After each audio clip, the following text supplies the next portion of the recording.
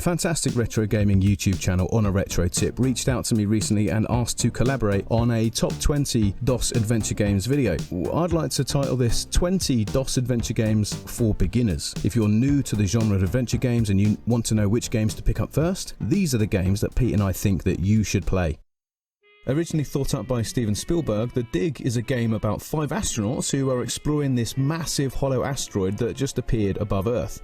Once they're up there, they end up stumbling over ancient alien technology, all kinds of mad stuff. The story is really out there, man, especially for an adventure game. The Dig wears its influences on its sleeve. Things like Alien or Greg Bear's Eon quite obviously had an impact on the story, and the end result is something which is far more meaningful and more cerebral than a lot of other games in this genre. The script was written by Orson Scott Card. It's a really mature story covering things like mass extinction and immortality, but addressing those topics in a thought-provoking way. Since I finished playing The Dig, the story has really stuck with me. I think for that reason alone, I rate The Dig as my favourite LucasArts adventure game. Because they chucked away all that wacky humour that LucasArts were famous for, instead what they did was focused on telling a serious and mature story. That's a pretty bold move for the time. Ambition was always Lucas's strong point, and I think that's why I rate The Dig so highly. That and the fact the score is just absolutely excellent. It's so good in fact that they released it on CD after the game. Cruise for a Corpse differs from many of the early 90s point and clicks in that it's a murder mystery. You take on the role of Raoul de Sentier, a detective who's invited to join a cruise hosted by some guy called Niklos, who's promptly murdered. It's your job to interrogate the other passengers and investigate the ship to find his killer. What immediately attracted to me back in the day were the gorgeous cutscenes which have that Delphine feel to them a la Flashback. It's all very Agatha Christie, and you feel like you're playing through one of her novels, complete with eccentric characters and the odd plot twist. The cast are generally the victim's family members or staff, and each have their own history with him. Obviously the setting is limited to one location, the boat, but the game compensates for this somewhat with a function that fast forwards time after you make an important discovery. It can be a bit slow and involves a lot of dialogue when grilling the suspects, but if murder most foul is your cup of tea, you can't go wrong with Cruise for a Corpse. If you're already a Discworld fan, then basically everything in the Discworld adventure game is going to be relevant to you. Although the script isn't by Terry Pratchett, it was refined by him and it was given his blessing. The story is a mashup between Guards and The Colour of Magic, with about 90% of the characters and locations being from those two books. If you're not a fan of Pratchett, and none of that means anything to you, then Discworld is a fantasy adventure chock full of British humour, a who's who of British comedy in the voice cast, and some really hard puzzles. There is an argument to be made that maybe Discworld's unique brand of moon logic is about immersing you in a world where magic is only real just because people choose to believe in it. But also maybe the puzzles are just too hard. Discworld is slightly harder to recommend than a lot of other games on this list. Simon the Sorcerer, for instance, does a better job in nearly all respects, but Simon the Sorcerer isn't Discworld, is it? And that is what makes this game worthwhile. I usually bang on about its sequel, Day of the Tentacle, which is one of my all-time favourite games, but I thought for a change I'd recommend Maniac Mansion. Released in '87 and originally ported to DOS in '88, this was LucasArts' first adventure game to use the SCUM interface, which is actually an acronym of Script Creation Utility for Maniac Mansion, as it was developed by Ron Gilbert specifically for this game. As any point-and-click fan knows, this interface steered the adventure game genre away from the traditional text parser interfaces into a cursor-based system that relied on command icons, which was far more user-friendly and influenced almost every subsequent graphic adventure. With Maniac Mansion, Ron Gilbert gave birth to the point-and-click adventure game. The story is a horror comedy and was heavily influenced by B-movies.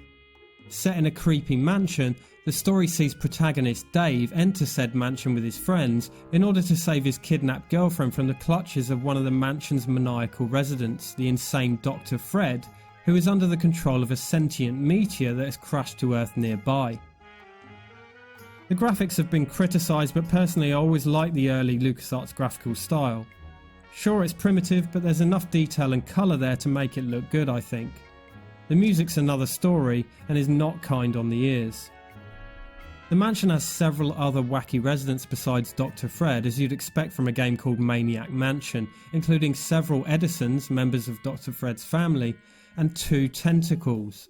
All of them bar Green Tentacle are hostile to the player characters and will either imprison or kill them on sight.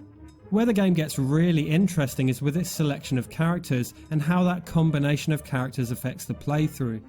You select 2 of Dave's 6 friends to accompany him on his mission inside the house, and each has his or her own ability. The roster of friends includes Bernard, who reappears as one of the main player characters in Day of the Tentacle.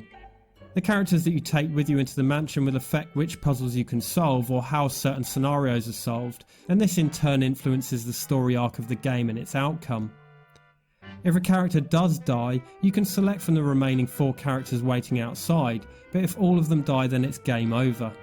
There are 5 possible endings, so Maniac Mansion offers some good replayability to those wanting to explore what each character has to offer the gameplay and experience each ending. Maniac Mansion was a landmark moment in gaming history, particularly for adventure games, so it's a game that every fan of the genre simply must play.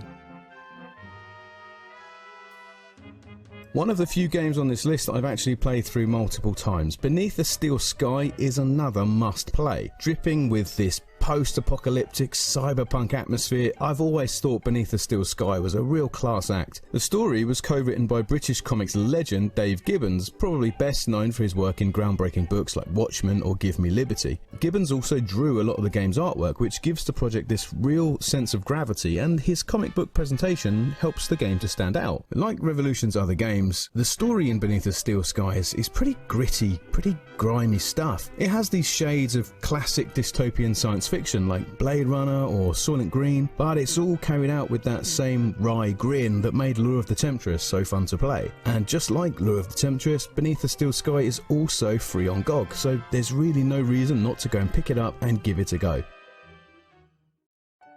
You could be forgiven for mistaking Flight of the Amazon Queen for a LUCASARTS game, but it was in fact developed by Interactive Binary Solutions.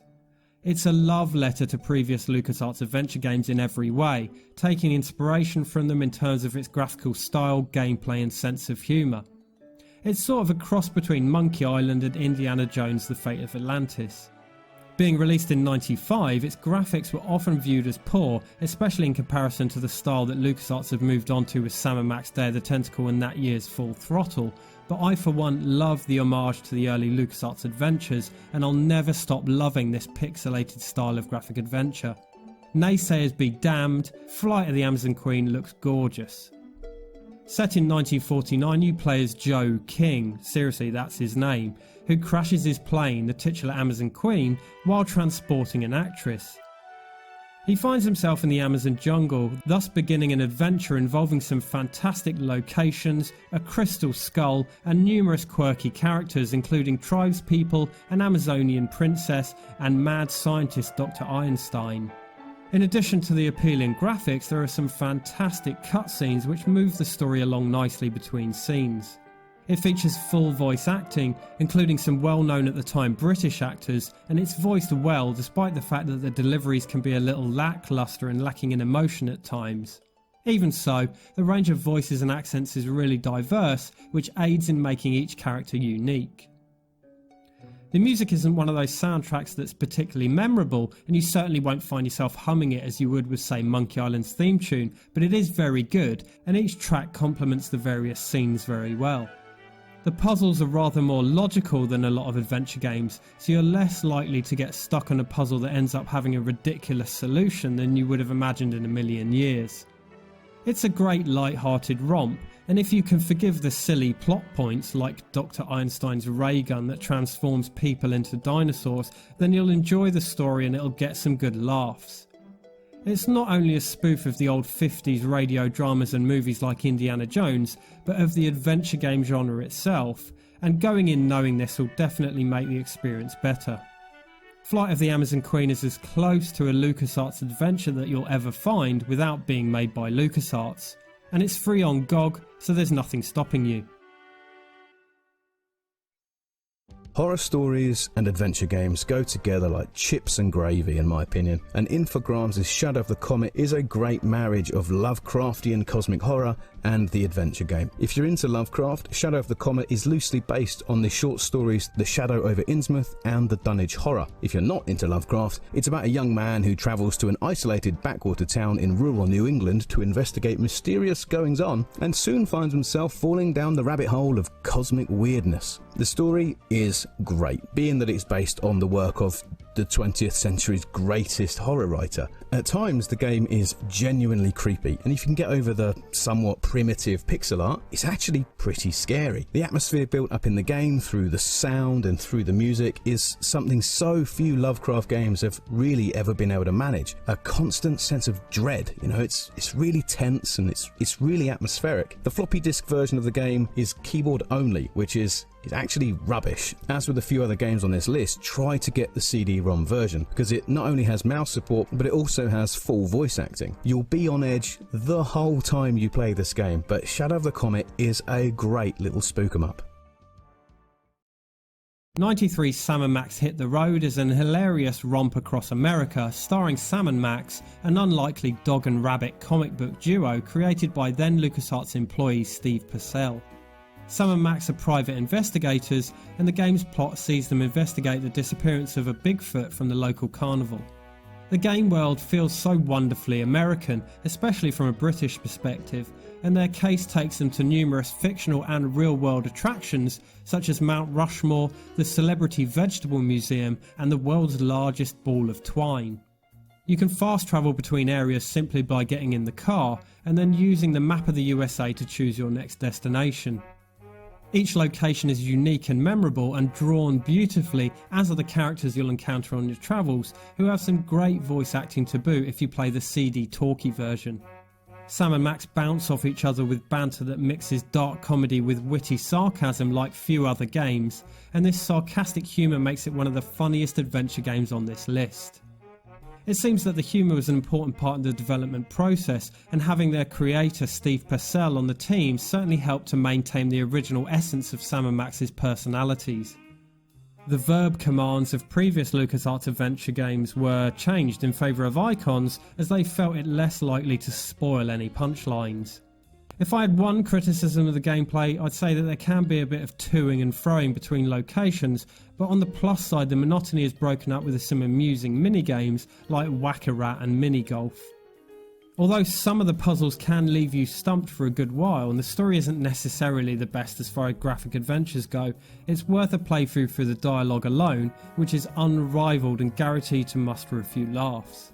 In my opinion, Sam and Max is one of LucasArts' best and has everything that their adventures are known for in spades: gorgeous pixel graphics, quirky music, a great cast of eccentric characters, and that quintessentially LucasArts comedy. Allure of the Temptress is the first game by four lads from Hull who borrowed 10 grand from someone's mum and had a go at making a computer game. On the face of it, Allure of the Temptress is your usual fantasy pap about a hapless average body going on a quest to save his village. But what helps Allure of the Temptress stand out is the unique British tongue-in-cheek writing. Allure of the Temptress doesn't take itself too seriously, and that British flavour makes it a halfway house between the wacky LucasArts stuff and then the more serious and the more deadly Sierra games. It's not a massive game. In fact, you can probably play the whole thing through in an afternoon, and really most of that time is going to be spent just going from place to place trading items with NPCs. The artwork though is great, and Lore is just filled with this character that is so uniquely its own. Here in the UK, Lore was a chart topper when it came out, and it helped to lay the path for Beneath the Steel Sky and then eventually Broken Sword. The reason I specifically wanted to put Lure of the Temptress on this list is because it's free on GOG and on scumvm.org, so it's a great way to get started with DOS adventure games. Leisure Suit Larry in the Land of the Lounge Lizards, the first in the series, was released in 1987 when I was 6, but I didn't play it until I was 9 or 10, and I thought it was terribly naughty. Although tame by today's standards, it contains sexual references and double entendre considered risque for the time. The story follows the titular Larry, a 38-year-old virgin who lives with his parents, as he sets off on a trip to Lost Wages, a play on Las Vegas, in order to find himself the woman of his dreams. Locations Larry will visit on his adventure are various seedy Lost Wages spots like a casino, bar and disco. This was before LUCASARTS revolutionised the genre with the Scum engine, so commands were text-based, although there is a 91 VGA remake if you find that kind of interface a bit arduous. I do prefer the look of the original though, so I'd say at least give that a chance. There are 4 women Larry can pursue, including Eve, his ultimate conquest, although not all can be wooed successfully. They're pretty shallow, so the key to their hearts is usually a gift of some sort. Being a Sierra adventure, Larry can die from causes ranging from contracting an STD from a prostitute to getting shot, and will even top himself if you fail to complete the game within the given 7-hour time limit. Leisure Suit Larry's a good bit of fun if nothing else. The Last Crusade was the game that convinced Spielberg that computer games were a good vehicle for telling stories, but Indiana Jones and the Fate of Atlantis took everything to the next level. The most interesting part for me about Fate of Atlantis is the fact that you can choose one of 3 different styles to play the game. It's like your basic, easy, medium and hard, but each path has actually got slightly different gameplay styles. One of them is more focused on puzzles, and one of them even has the most competent combat I've ever seen in an adventure game. Contrary to the typical LucasArts philosophy, Indiana Jones can actually be killed in Fate of Atlantis, so you will need to watch out with what you're doing. LucasArts pulled out all of the stops for the CD-ROM version of the Fate of Atlantis, bringing that full Skywalker Ranch to bear. It has a full orchestral score, fantastic sound, and really good voice acting. They didn't get Harrison Ford to come back and voice Indy, but are you really surprised at that? It's really easy to forget about Indiana Jones when you look back at the old LucasArts adventure games, but Fate of Atlantis is a real gem in the LucasArts crown. Adventuresoft initially wanted to make a game based on Terry Pratchett's Discworld, but when they couldn't secure the license, they made Simon the Sorcerer. You play as Simon, a young lad who's transported through a portal to a parallel universe. The story follows his journey to rescue a wizard from an evil sorcerer. But first, he must become a wizard himself, and needs to talk to some wizards having a drink in the local tavern, reminiscent of Monkey Island. It's a wonderful combination of influences: Discworld, as I mentioned, Monkey Island, and British comedies like Blackadder, and what a combination that is. It's just as good as it sounds, with humour that will genuinely make you laugh, and it's so charmingly British. The CD release is the one to play, as it has full voice acting with Red Dwarf's Chris Barry as Simon, which just lifts the humour up a notch. It also adds some stunning ambient sounds, adding an extra level of depth to the landscapes. Simon the Sorcerer runs on the Scum engine and is drawn absolutely beautifully. The sheer number of different locations just boggles the mind when you see the level of detail that's gone into creating each setting. There are a lot of puzzles to keep you busy, although the story can be a bit come and go at points, but the comedy mostly makes up for it. I'd say that Simon the Sorcerer is one of the best looking and most amusing point and clicks of the early 90s outside of the LucasArts games, and it's a must play for any fans of the genre. Gabriel Knight's Sins of the Fathers is 90s squared, man. It is about a young crime writer by day come murder investigator by night who's on the case of a series of occult-themed serial killings. It's exactly the sort of thing that you'd see on Murder, She Wrote or some Saturday afternoon ITV film. And I'm not saying it's bad, of course, it is actually really good. And with this game, Sierra continued their legacy of brave, artsy games that weren't afraid to have a bit of grit and a bit of gore in them. There's much more focus on dialogue in Sins of the Fathers because Gabriel himself spends quite a lot of time interrogating suspects or questioning witnesses, that sort of thing. And really, that's absolutely fine because the voice cast has got absolute legends like Tim Curry, Mark Hamill and Michael Dorn. Now when you're paying for voice acting gold like that, I am happy to spend a few hours listening to it. Much like a lot of other games in this genre, Gabriel ends up doing quite a bit of globe-trotting whilst he's on the tail of this killer, and depending on some of the decisions you make, the game has 2 endings. The Gabriel Knight games are probably my favourite things from the Sierra stable, and you've really just got to start here with the first one. King's Quest VI is arguably the best in the series. As with King's Quest V, it uses an icon-based interactive menu rather than a text-based system, which is a welcome change.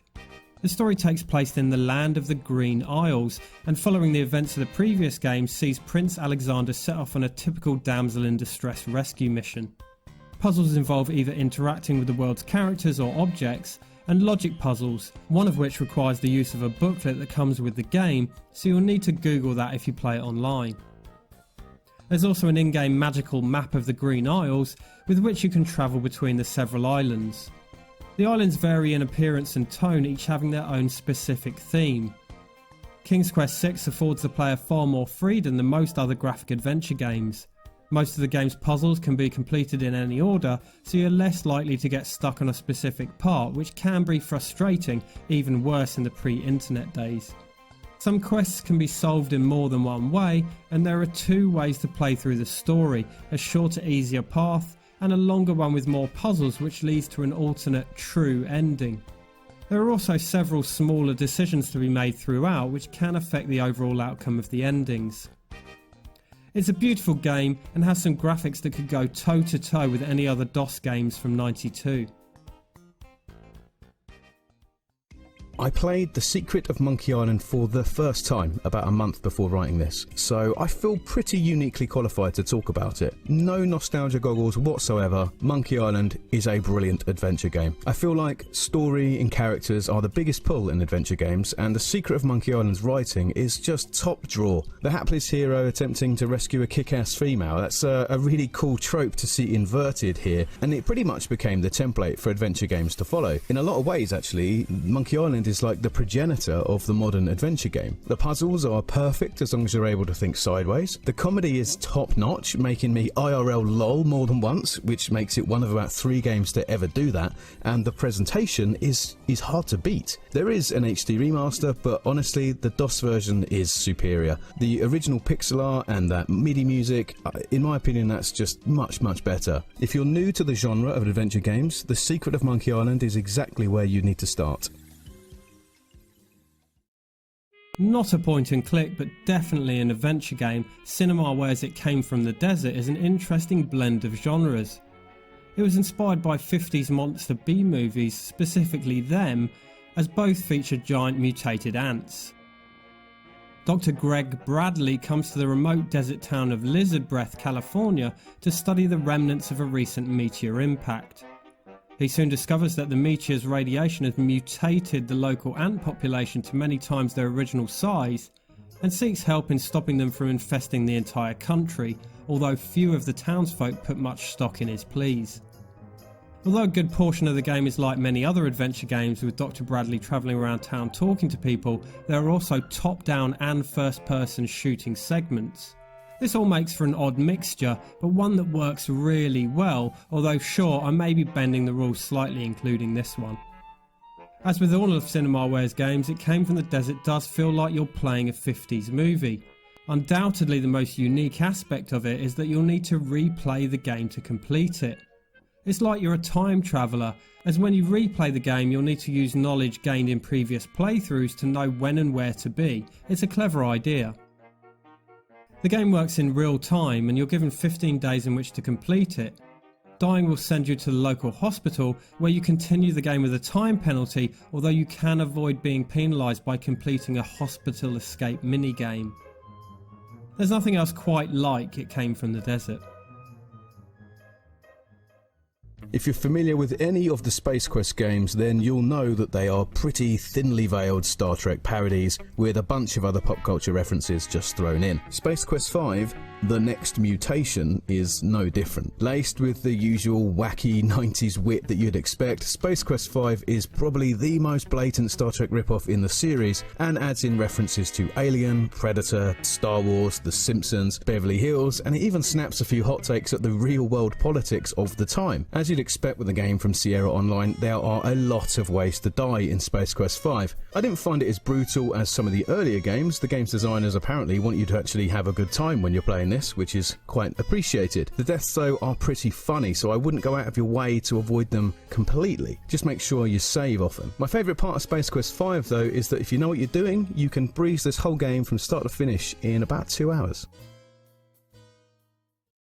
Another fine offering from my favourite adventure game developer LUCASARTS, Full Throttle was Tim Schafer's first game as project lead.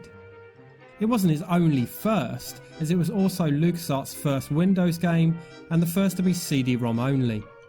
Its CD format allowed it to have a rock band soundtrack and featured full voice acting from professional voice actors including Mark Hamill. This was the game that LucasArts hoped would give point-and-click adventures a well-needed revitalisation, and they spent $1.5 million on it, which is crazy for a game released in '95. It feels grittier and more serious than Schafer's previous work, like Monkey Island and Day of the Tentacle, but his signature sense of humour soon creeps in. If you're a fan of previous LucasArts adventures, Full Throttle feels different, but comfortingly familiar at the same time. The game's all about biker gangs with some corporate shenanigans thrown in. The protagonist Ben is quite a breath of fresh air. When you're used to playing as the underdog with characters like Guybrush Threepwood or Bernard, it brings a new dimension to the adventure, taking control of a strong character, both in physical terms and in personality. The script is exceptionally well written for a 90s adventure game, and this alone has thrust it high up the list of greatest LucasArts adventures. I used to say there are no good Star Trek games, but that was before I played this. There is exactly one good Star Trek game, and it's Star Trek 25th Anniversary. In it, you're playing as Kirk, Spock and the boys right at the tail end of the original Enterprise's 5-year mission. The game is broken up into about half a dozen or so smaller sub-missions. All of those involve a little bit of bridge simulation, a little bit of space combat, and a little bit of away missioning. The point-and-click adventure interface, it turns out it's perfect for Star Trek because the majority of the TV show was about exploring strange new worlds, seeking out new clues, and boldly solving puzzles that no one had solved before. The CD-ROM version of the game is the definitive version. It has show-accurate sound effects, it has authentic music from the program, and it even has a full voice cast made up of all of the actors from the original program. It's a really faithful representation of Star Trek, and it made me embarrassingly emotional when I played it, being this massive Trekkie dork that I am. It's one of the last times the full cast ever worked together on a Star Trek production, and whilst the game isn't the best adventure game ever, if you're a Star Trek fan or even just a sci-fi fan in general, it is a real peach. Quest for Glory Shadows of Darkness is the fourth game in the series and arguably the best, although it wasn't actually called Quest for Glory 4 and is the only game in the series to exclude the episode number from its title. The story continues where Quest for Glory 3 left off, but Shadows of Darkness has a much darker tone than the other episodes.